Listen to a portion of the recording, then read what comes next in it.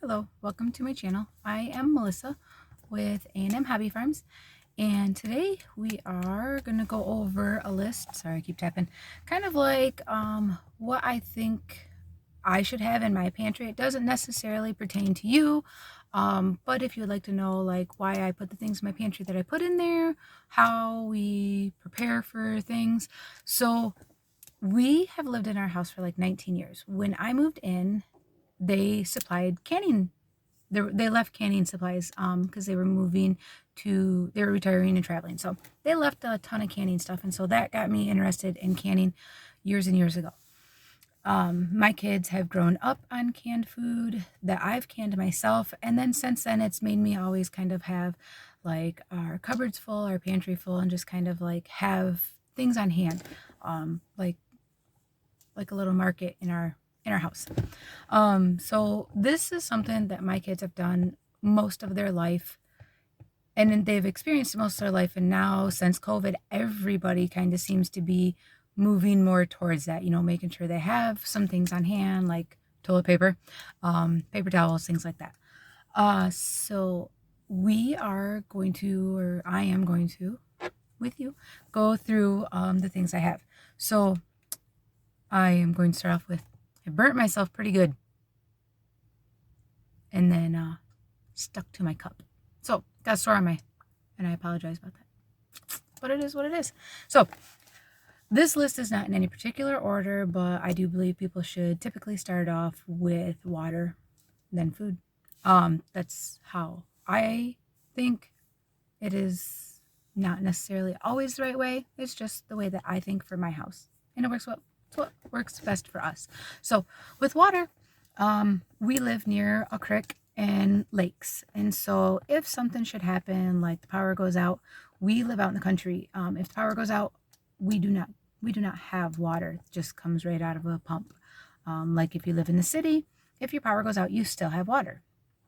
If you live out in the country, if your power goes out, you do not have water. So it is suggested that you have water on hand, a gallon a day per person. So with us, we buy the jugs, like 5-gallon water jugs, and I have like a water, like one of those Coleman, not Coleman. Words are hard. Anyways, so I put like the great big jug in there, and sometimes they go upside down, but in ours goes in, it gives you cold water, it gives you hot water. And so we have one of those. And then we also buy bottled water, like cases of the Ice Mountain. My kids prefer the Ice Mountain, and I prefer the taste of the Ice Mountain. I feel like the Dasani and the Aquafina, they almost taste like they have like salt in them. So we prefer the Ice Mountain. It's what we like. So I suggest that you have that. Now, we do not have like 2 weeks worth of water. That's not something that we've ever stocked up on, just because we can always boil water. You can use filters and things like that. So we always have like our normal water that we buy. And when we buy it, we buy enough for the month. But if it's towards the end of the month, I'm not restocking this on a daily or on a weekly. It's just we buy what we usually eat, and then we go from there. Or usually drink, and then we go from there, and we buy more when we run out. But you do need water for things like cleaning and sanitizing and for drinking and cooking. So if the power should go out, we will go through more water just with the cleaning and the cooking than we normally would on a monthly basis. So next on my list is food, and I wrote this down. I got it all wrote down. But next on my list is food. And so food can be like flour, sugar, your canned goods, your rice, your beans, your sauces, your potatoes. So I garden, and I grow a couple hundred tomato plants, and that gets us through the entire year on our pizza sauce, our spaghetti sauce, our like tomato paste, tomato juice, whole tomatoes, quartered tomatoes, stewed tomatoes, and I can all of this for the year. This is not something that we typically buy in a store. About the only reason I'm going to buy a tomato product in a store is if I ran completely out and my tomatoes are not ready to be harvested yet. So this year I had a huge blight problem.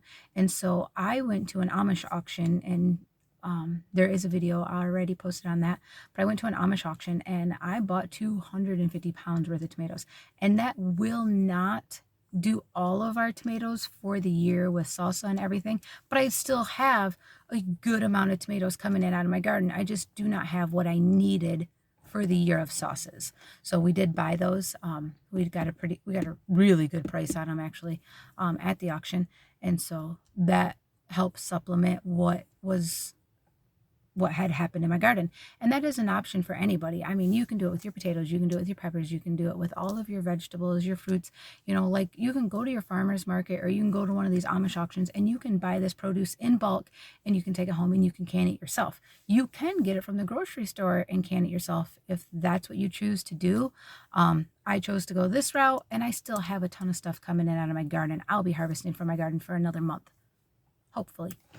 So we will do that. Oh, I did a new recipe this year, bruschetta, and then pickled onions. So, you know, like try new things if you have the time, if you have, you know, the want to learn, you know, you can learn these things, especially right now, why, you know, there is not a grid down kind of thing and you have access to the internet and all these videos to learn new things and do new things, you know, so I would suggest that.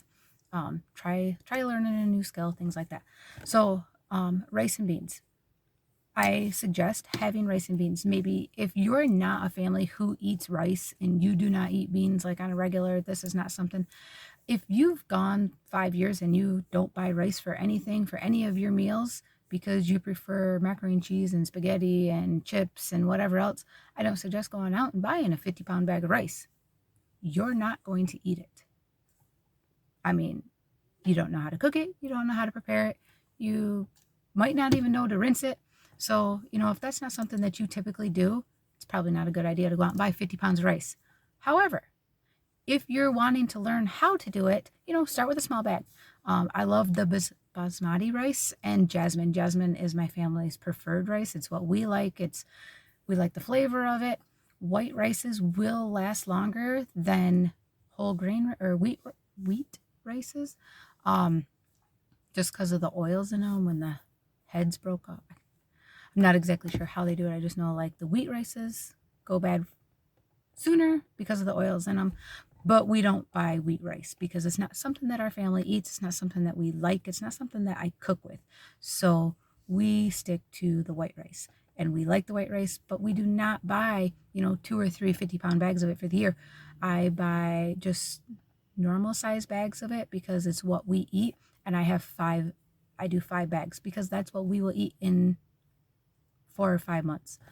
We usually eat rice a couple times a month, and I always cook extra when I make it because whatever I make with it, we will do leftovers. And we work third shift, so whenever I make food, if I make spaghetti, I always make enough for like 2 full meals for everybody because I can pack it in our lunches and go.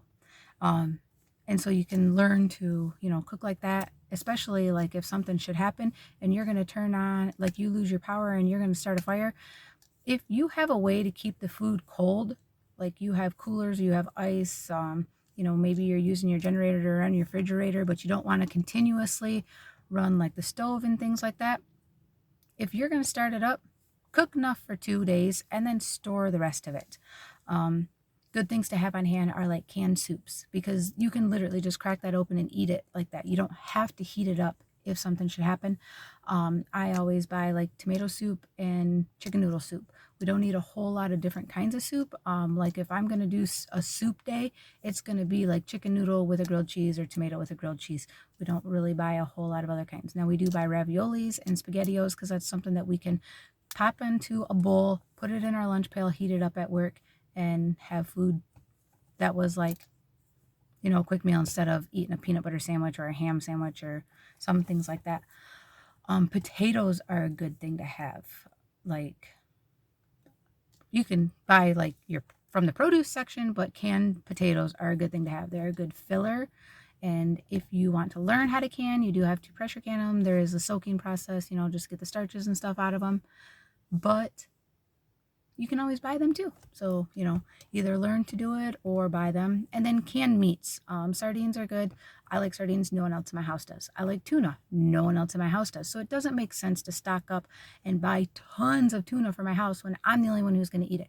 So at most I'll have like 10 packs or 10 containers of it, because I'm not going to eat tuna every single day, but I'm also not going to eat it, I could eat it if I had to. And I've had the bariatric surgery, so a can of tuna is going to feed me. If I mix it with other things and like with salads or mix it with rice and beans and things like that, that's going to make like 2 or 3 meals for me, unless I eat just the tuna. And in that case, it's like a full meal, and I probably will not even eat the whole can. The cans do last longer than the packets, and watch the prices where you go. So like I went to Walmart the other day, and canned tuna, a can of it is more expensive than a pack of it. And this is in West Michigan. So you can buy a pack for $1, or you can buy the cans for $1 plus.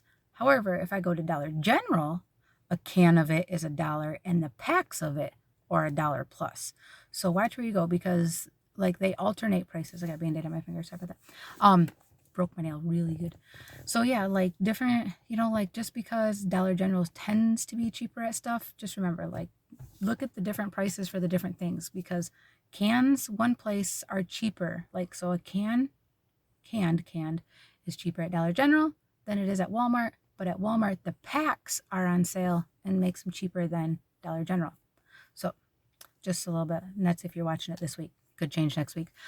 Things like canned chicken, canned beef, canned pork are always good to have on hand. You can always take them and, you can make quick chicken tacos or beef tacos or whatever, or barbecued pulled porks or barbecued pork sandwiches.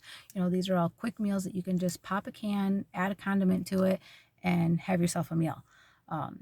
We all like, well, not we all, but in my house, we all like chicken tacos. We all like beef tacos. We all like pulled pork sandwiches. And this is something that we could literally real quick make a meal out of a canned good if we had to, and make it taste decent if you season it properly. Along with food, next on my list would be spices. So these are things like salts. Definitely salt. You always want to have salt on hand. Whether it's, like the Redmond real salt. It's a little bit more on the pricey side, but it is a really good salt. It comes from the US and it is good for you. It has good minerals in it for you. But like iodized salt, pink Himalayan salts, you can get regular table salt. I wouldn't make that a part of your every single day diet, but I mean, it helps season foods. If you use a ton of garlic, stock up on garlic. Now remember, if you're using garlic salt, you might have a little bit too much salt going on. So I would buy like the garlic powder. Or you can buy the garlic salt, just don't add the salt. You can use minced onions, garlic or onion powder. I love the everything bagel seasoning, the tahini sauce or tahini seasoning, things like this. Just whatever you use on a regular, buy on a regular. Now, if you go into your Aldi's or your Dollar General or your dollar store and you buy like 6 of every seasoning they got, but in your normal everyday cooking, you only stick to like these particular ones, I would only stock up on what you use, because you don't want to stock up on stuff that you don't use and not use it and have it go bad on you. Along with the salts, like if you have animals, like we have cows, like we have some steers, we have some like milk cows, things like that. We don't milk them at this particular time. They're off being bred. But a salt lick, like your animals need, things like that too. So if you're buying all this salt for you and you've got tons and tons of salt, remember your livestock, buy an extra salt block, buy an extra salt block, and have it set aside for them. Next on my list is personal hygiene. And that is, your shampoos, your body washes, deodorants, feminine products. People don't tend to think about that, but until you go into the store. So recently I just went in the other day and I was getting hair ties, and the hair ties are right next to feminine products. And I seen like there was very little feminine products on the shelf.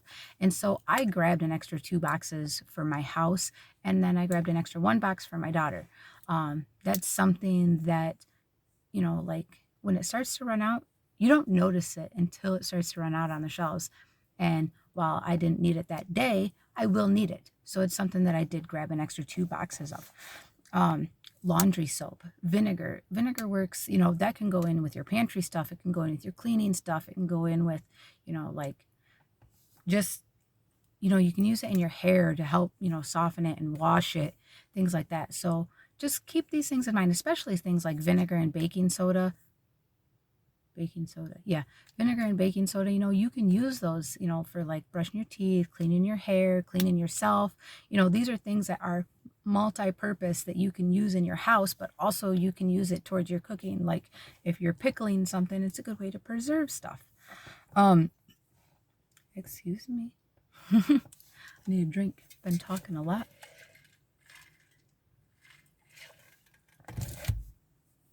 Okay, and then next would be medications. So in your medication, you could also do, you know, like first aids, Tylenols, Motrins, whatever. I used to be a Motrin fan. I always liked Motrin, but since I had the bariatric surgery, I can't take Motrin, so I do Tylenol, and I'm almost 2 years out.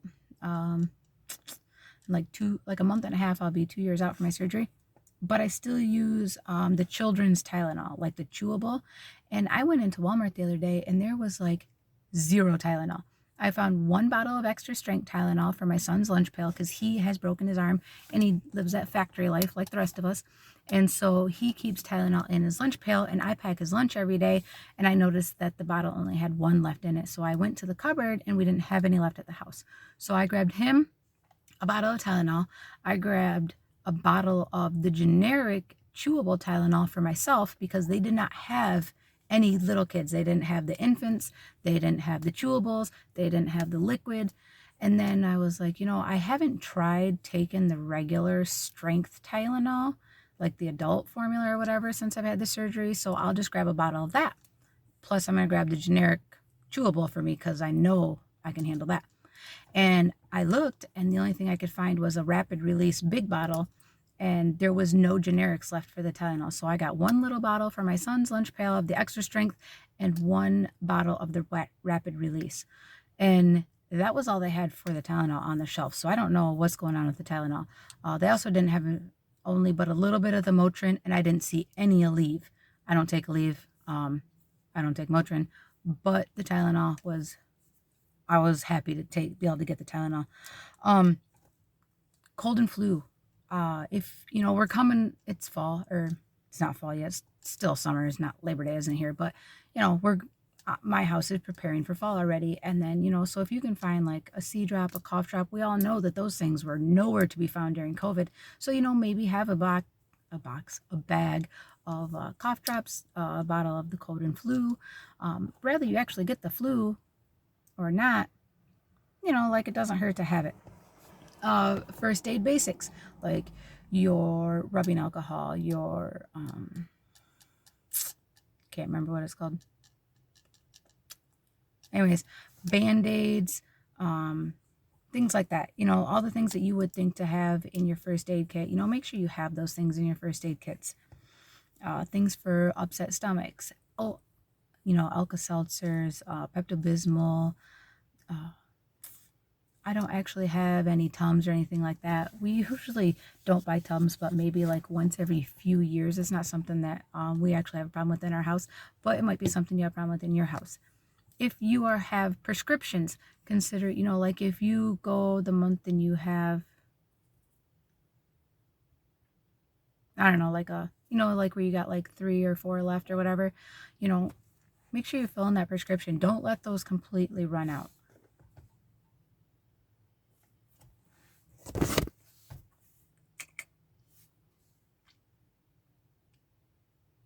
I was wondering what's going on in front of me, but nothing. Nothing's going on in front of me.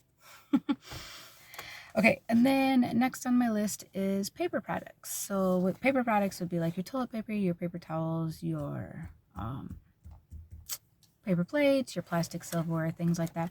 So paper plates, plastic silverware, it's not always great to buy that kind of stuff. It costs extra money, but at the same time, if the power goes out, do you want to be washing dishes and wasting all that water when you could have just been doing paper plates, things like that?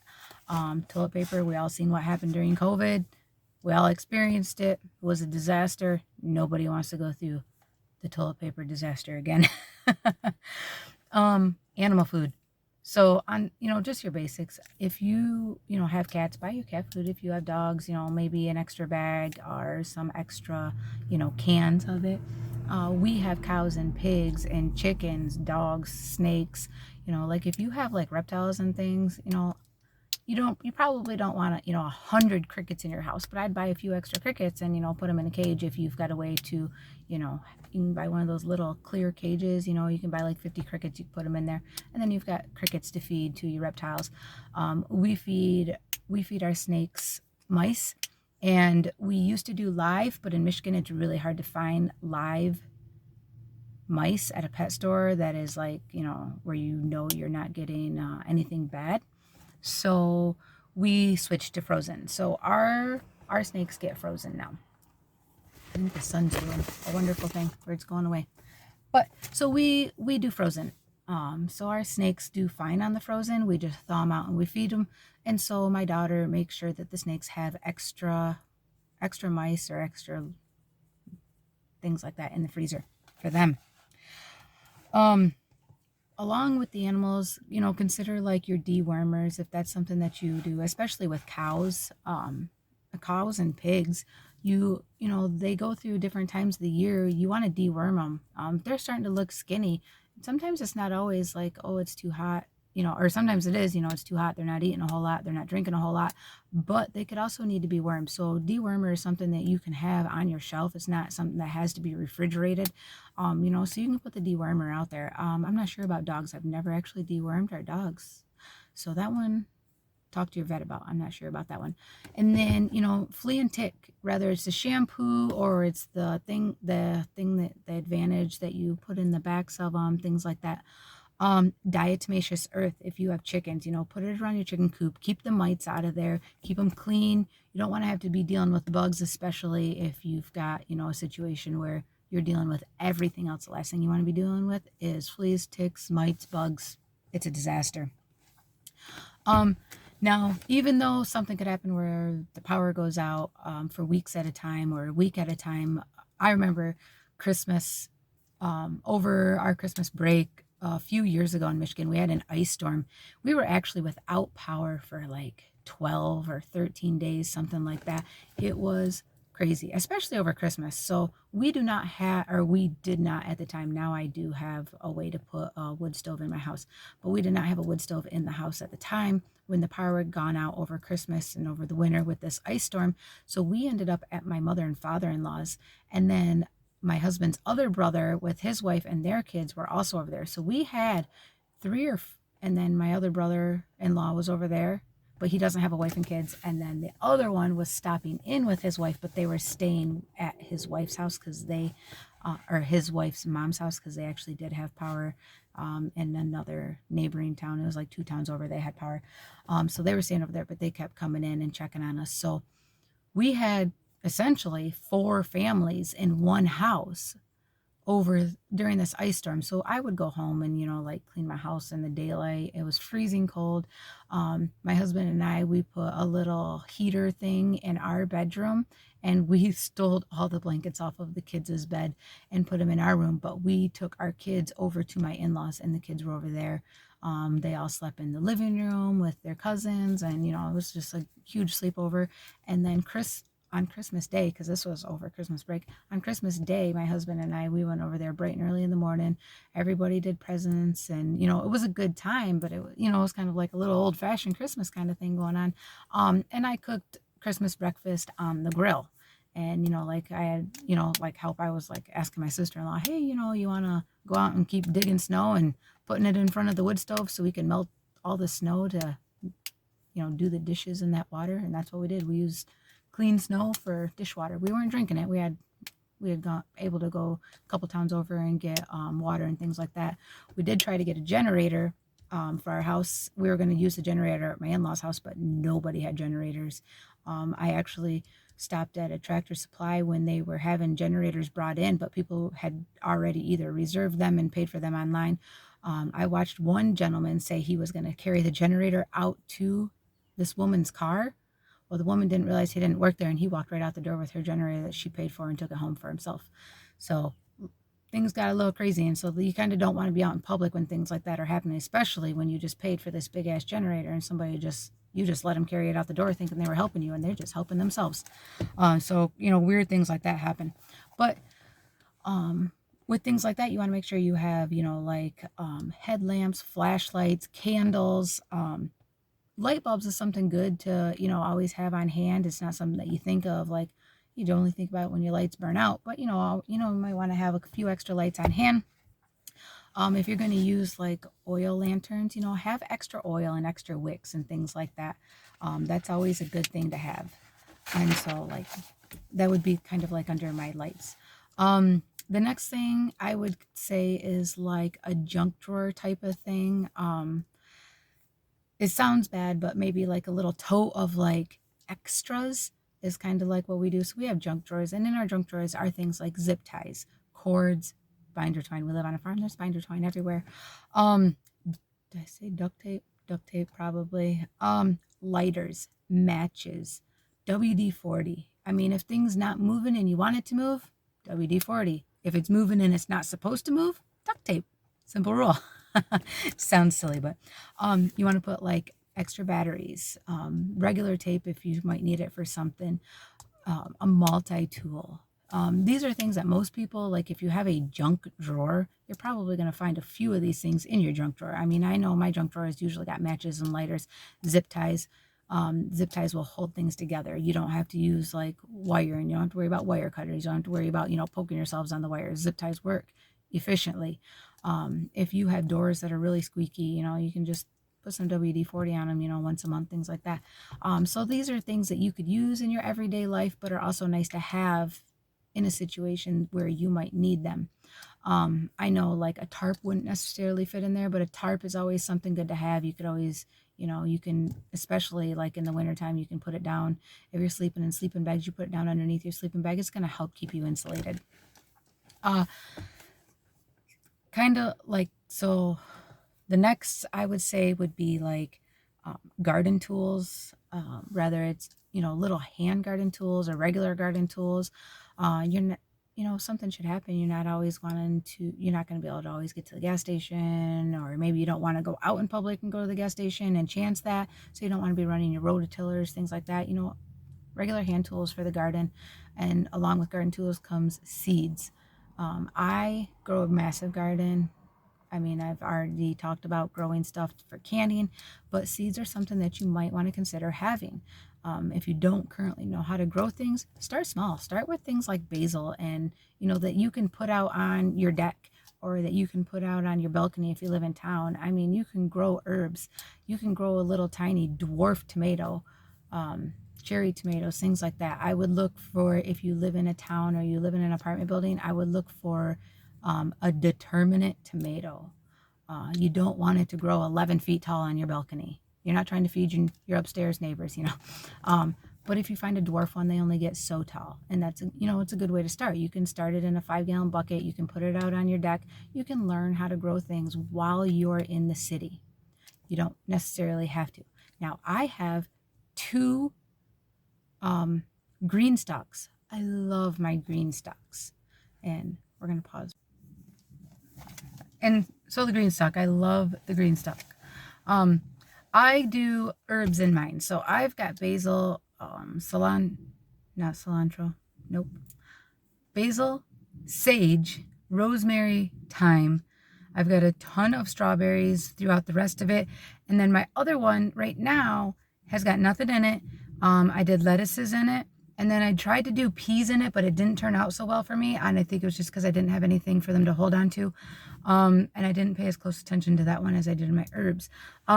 We are in the fall, so I'm going to be putting lettuce in it because I can always move it into my garage. I mean, I'm going to have to move it piece by piece because it's full, but I can move it into my garage, and I'm kind of hoping that I'll be able to get lettuces. But in the middle of summer, I can't grow them because it's so hot. But it's getting to be fall, and so I'm going to start some more seeds in it. And then if it starts to frost hard, I'm going to move that into the garage and kind of hope that it might get enough light. We're going to see. It's going to be an experiment on that one. And I'll let you know how that goes. And then my last thing is like gases, propanes. So like, maybe have some gas in a gas tank just in case you ever should need it. Propane. If your house runs on propane, like I live out in the country, I have a propane tank hooked up to my house it hasn't had propane in the tank in years because we heat with wood. Nothing else in our house runs on propane. So when we ran it out, we ran it out. Not the best decision on our part because propane is crazy expensive now, and we probably should have just left it full. We probably should have had it filled up and left it full. But at the time, financially, we couldn't afford to fill it up when we switched over to our central boiler because we had paid for the central boiler. We were bought the chainsaws, things like that. So it was an investment. You can finance that sort of thing, but in today's economy, if you can pay for it, I would pay for it. If you cannot pay for it, I don't suggest financing it, but your own finances are your business and not mine. So you do what is best for your family. When we put the central boiler in, we financed it, and it was financed, is paid off now. We heat with just that. That is the only heat source that we have in our house, and it has the ability to heat our water, but right now our water is hooked up to the electric water heater because we do not want to fill the wood stove all summer long. For when it's hot, it heats up the house running that hot water through because it's a boiler system. So the central boiler is outside, and there are outdoor wood stoves. It doesn't have to be that particular brand. That's just the brand that we went with.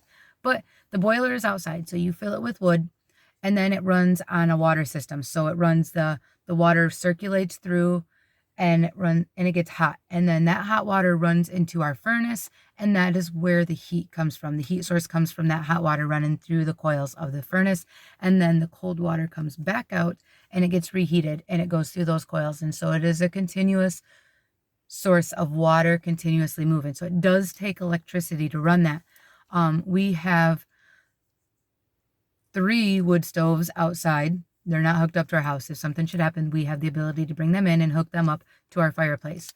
Years ago, we had a chimney fire in our house. And so that was when we decided we were going to go to the central boiler, not do the wood stove, not do the propane. We still do have the chimney. It is still in good shape. And I have bought a Jewel cook stove at auction. And so if anything should happen, we can always hook that up. I do plan on putting the cook stove in the house. It is not hooked up right now because I have had people moving in and out of my house, living in and out of the basement, which is where I want to put this. I want to be able to put this in the basement where the chimney is. There is a nice brick outlay area for it. I think it'll look beautiful. Even if I never use it, it is a statement piece. It is a beautiful piece. It does have damage. I did pick it up damage. Some of the cast iron is broken on the top. It is still usable. It is still functionable. It is still cleans up beautifully. So I am in love with that. My nose itches. Apologize about that. Another thing with gas is like if you have the Coleman lanterns, those things can put off some heat. I don't suggest burning those all night long, especially in your house if the power goes out, but they can put out some heat. So you want to make sure you have like the extra lanterns for those, because if you burn out a lantern, you can't use those lanterns. It's a flaw. It's a bad flaw. And then the small propane tanks. And you can heat with a little buddy heater. I mean, you could heat with a little buddy heater in a tent. I wouldn't suggest doing it while you're sleeping. Definitely not. But you can turn it on, heat yourself up, turn it back off. The terracotta plant things with candles, those are not going to heat your house. Now, I mean, you can light them. They'll warm up your hands. They're not going to stop you from shivering all night long. They're not going to heat up your entire house. So, keep that in mind. Do not be like, I saw this on Pinterest or I saw this on Facebook. I'm going to take a terracotta planter and I'm going to put a candle in it and it's going to heat my house. It's not going to heat your house. It will heat up and you'll be able to warm your hands on it, but it is not going to be a great heat source. So keep in mind, yes, it'll take the shiver out of your fingers. It's probably not going to take the shiver out of your whole body. But that is it for my whole list. If there is something that you would like to add to it, please add it in the comments. Let me know. If there's something that I have on here and you're like, no, this is not right, let me know that too. I don't know why my nose just got really itchy. Maybe because I shut the windows and it's a little muggy in here. But yeah, so if you think something should definitely be added and you think everybody should know about it, please feel free. But if you like what you're watching, please consider hitting the like, share, thumbs up, let people know that you like it, bring people in, just an all around good time. But thank you for watching if you made it this far. I appreciate it. and have a good rest of your day.